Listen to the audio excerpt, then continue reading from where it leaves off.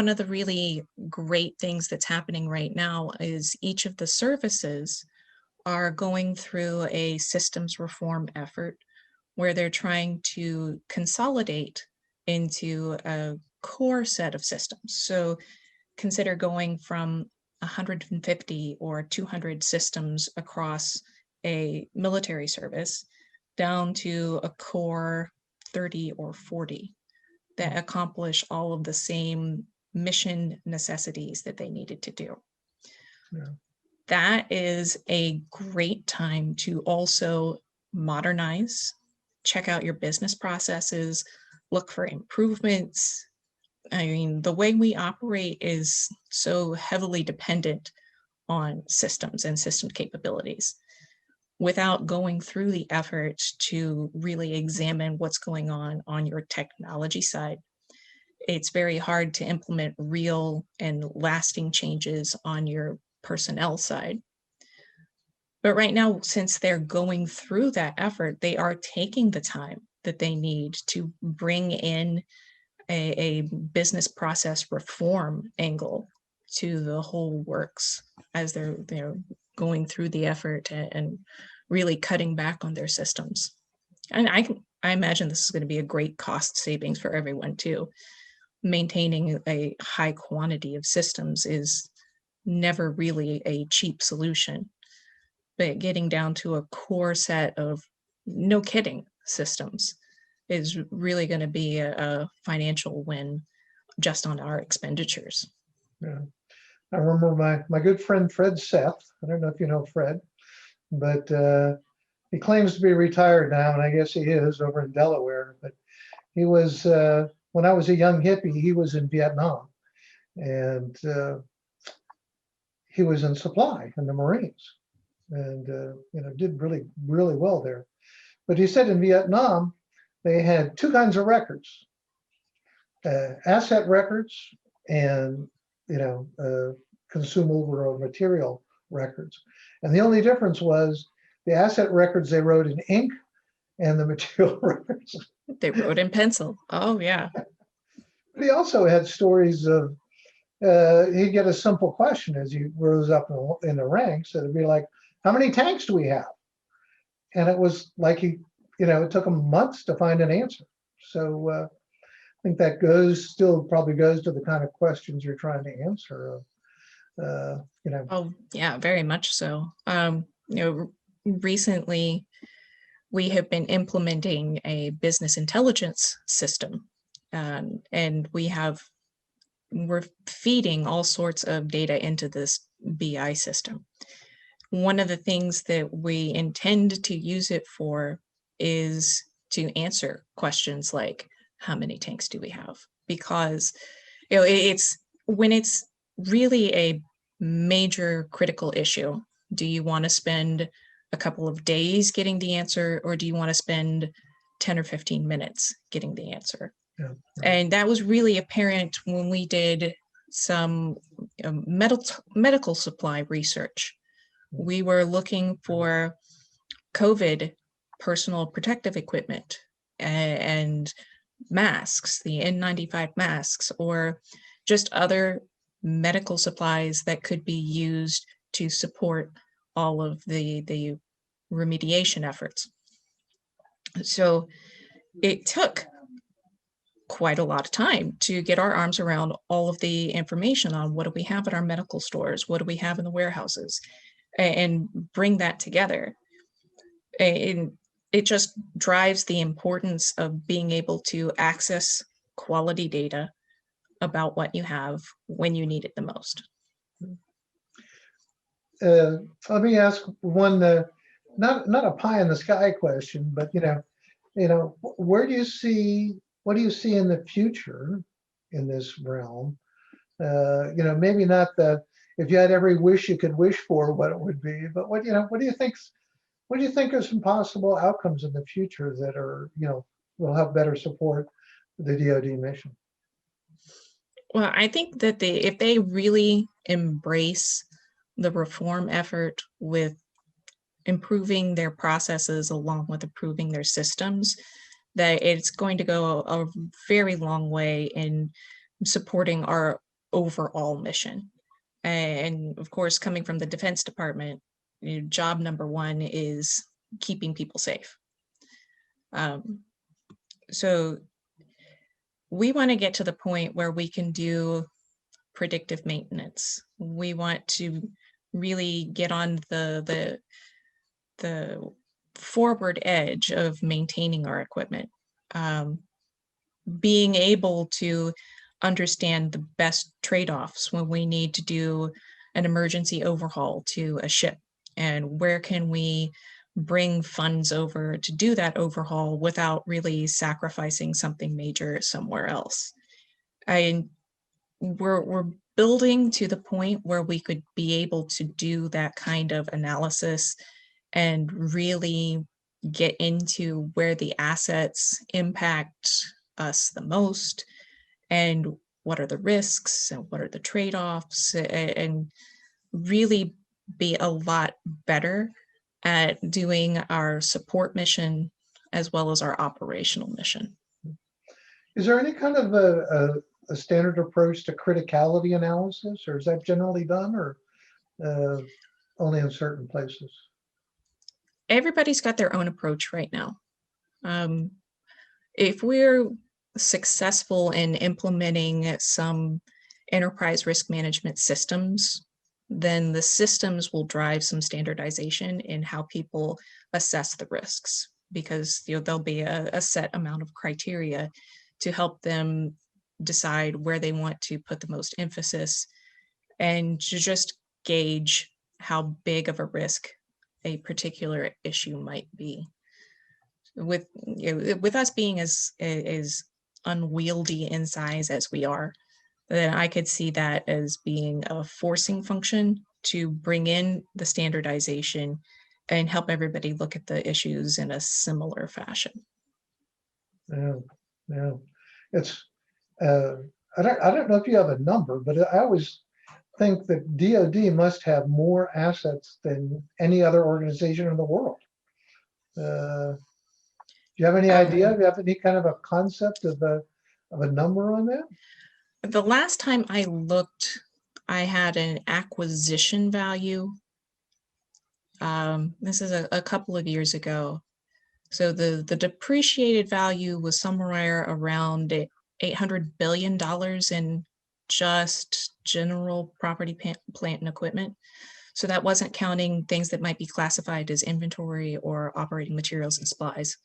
And believe it or not, missiles are operating materials and supplies, financially speaking. So that 800 billion doesn't count any missiles. Yeah, that's remarkable. Nice. Well, Mike, I've seen a lot of questions come up. Yeah, the first one is, how many missiles do you have? But no, that was a joke. But I'm sure there's a lot. Enough. I have enough to do the job. Good. That's the answer we wanted. Good. So the first question goes back to when you were speaking earlier about internal controls and all the ISO 55000 activities you're doing without calling it ISO 55000. Are you yourself using ISO 55000 as a guide in any way, or is it just common sense activity, business activity? It's a little of both.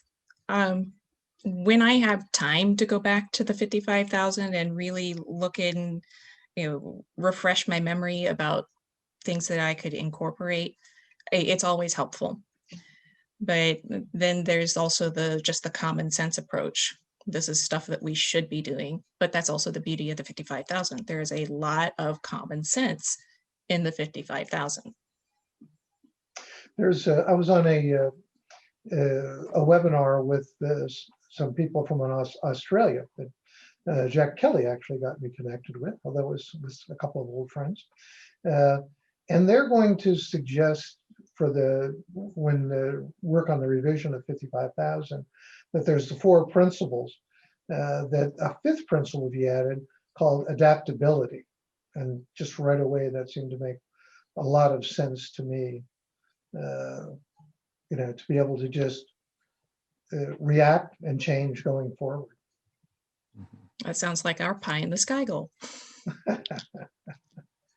So since we have so many questions, Amber, can I ask you to stay after class and answer those? Sure, I can stick around for a little bit longer. Okay, so I am going to share my screen and thank our members again. And then also let everybody know that next week we'll be talking with Jennifer Terzi from ASTM. And now we'll just continue with the questions here. So let's see, we have, to what degree do you look at external stakeholders and end users in what you are doing now? Well, we have a lot of external stakeholders and a lot of end users also. I guess part of it is, what part of the business are we focusing on? Sometimes it's very much an internal process where the end users are, are people, doing the day-to-day job and really just providing that active feedback of, hey, we've been trying to execute this and we just can't do it. Or we get the feedback of the process is right and the control is failing because nobody's doing the control. So that would be where our end users really come into play. Then external stakeholders, Congress tells us what they want all the time. So they're an active participant in what we do, whether we want them to be or not. And so we have that aspect, but we also are cognizant of how what we do trickles out. One of the things that I remember Congress put into one of the Defense Authorization Acts was that they wanted defense contractors to do their independent audits, and then we would try to use their independent audits as a way of supporting our overall DoD audits. And that sounds great in theory, but when you talk to the people who are performing our audits, they're like, okay, that's great, but we still have to do this kind of testing or this kind of testing because those auditors didn't look at these areas or those areas. So it gets complicated pretty fast. But it sounds like you are understanding your layers of that. You're not a mom and pop shop where it's easy to identify the stakeholders. There's a lot going on and you sound like you're juggling those balls. Yes. Very good. We have a question about audit remediation. Is a great time to do this when you were listing all the things that you're doing. Will there be some form of assessment in place of a formal ISO certification? I think our first goal is to get a decent audit opinion. Yeah. And then after we get a decent audit opinion, we can start entertaining something like a formal certification. Even if we did attempt a formal certification, it would likely be at the entity levels. So each agency would have to look at, getting their little niche of the DoD in a certification state. So I can't imagine us as the DoD being an ISO 55000 certified organization, but I can see, the Defense Information Systems Agency going after a certification, and then the Missile Defense Agency going after a certification, because they're really in charge of their own little piece of the department.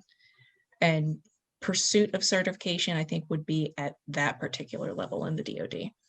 Makes perfect sense. Is there, when I first got involved in ISO standards, I worked for a government contractor and got involved in their ISO 9000 effort. And that entirely happened because we were a NASA contractor at that time. NASA said, you need to be 9001 certified, within 6 months after winning this contract. Is there that kind of a thought on anybody's radar at DoD? No, that's a good 7 years probably out. Okay. like I said, getting through a place where we can get an audit opinion is going to be a major health indicator for us. And then we can move forward with looking at ISO 9000, ISO 55000, or any other certification that might be out there to just give that sense of goodness to the processes. Yeah.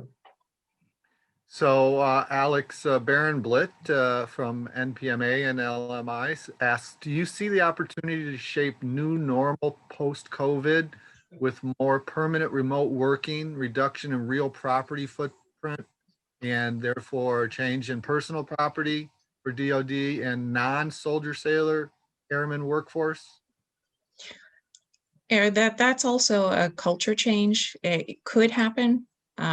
Now that we've been operationalized in a way that most of our workforce is teleworking, and it's mostly successful. We could try to start reducing our footprint, but we're still going to have the warehouses of stuff. We're still going to need that big support network for the information technology. Maybe we'll cut down on desks, and maybe we could get to the point where we do the GSA model, where GSA has the phones through the computers, and they rotate into office spaces, and they sign up for meeting rooms, so which is how they operated before the pandemic. So it's always a possibility. Cutting back on our leased spaces would certainly aid in all sorts of efforts. So it's just a matter of making sure that the people who are in charge still feel like the job is getting done. And sometimes that's a tough sell. They're still very, we want to see you, make sure that things are operating the way they should be.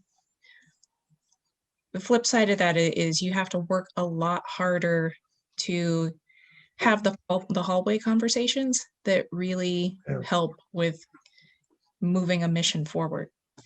So once people really figure out how to manage in those hallway type conversations in a virtual environment, I think even more will be able to stay in a virtual or a remote work setup. Alex says, excellent, that answers the question. So he is appreciative of that. And that's what the Asset Leadership Network is trying to figure out, how to assist groups to do that informally. And once you learn to do it informally, maybe you can formalize it in your organization. So, and then our board member and senior fellow, Rich Culbertson, asks, how has the item unique identification registry played through the audit, and how will it help in the future as an internal control backbone of managing assets? Good old IUID. The way it will be, really useful is, just making sure that it gets implemented properly. And this goes back to the controls. Have we documented our processes? Is IUID part of the process? Did we document how we're using the registry itself to perform as a control or a risk mitigation factor? And have we shown that this is how system to system interoperability is happening? So when it comes to the registry, I really think that its future is going to depend on how we show that it is integral into our overall processes. We really need to show that when we're looking at government furnished property, this is a resource that we can use to help supplement our property records, or this is a resource where we can say, okay, hey, auditor, here's where we have a bunch of information that you can use in validating that we shipped our item to Timbuktu or wherever we shipped it to. So it really is going to come down to documenting where it fits, how it fits, and then backing it up with, and this is how we're using it. Awesome. Excellent. Sounds like you're doing that from all the things you described earlier. Working hard too. So I knew this was going to be a very special program, and indeed it is. There are more people on now at the end than at any other time. And usually there's a build up and a tail off, but everybody has stuck around and found you that interesting, and people have telling their friends to come and join because the number's gone up. So thank you. I will let you and Jim have the final goodbyes. That's good. Well, Amber, thank you so much for coming on. It's I've always, it was part of the motivation of Thursday at 4 was not getting to have those kind of hallway conversations, especially people from different organizations that we often saw at our ALN in-person events and NPMA events and other events. And you were one of the people that I always enjoyed talking to see what you were up to and what was going on and what new and exciting things you had to talk about. So thank you very much for sharing all that great information today. Really impressive. Thank you for inviting me. I always appreciate the invitation to be included and really just being able to connect with everybody. You're exactly right. It's so hard to maintain a connection these days, and I'm very happy to participate. And anytime in the future, just call me up and I'll clear off some white space for you. Okay, sounds good. Well, we appreciate you doing that for us today, and thanks to Mike and Mark Giuliani, who's doing our technical background today. We miss Nick because he's not here today, but I guess he'll be back next week. And thank you for everyone for participating. And tell your friends and come back next week when we have Jennifer Tercey from ASTM. And then we'll soon be announcing some people for the March events. So thanks a lot and have a great day.